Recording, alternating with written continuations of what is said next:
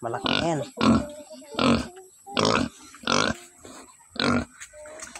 Oh, ganda ng katawan.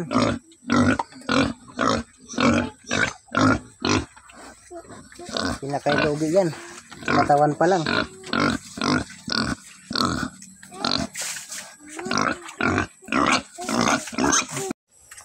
Ayan.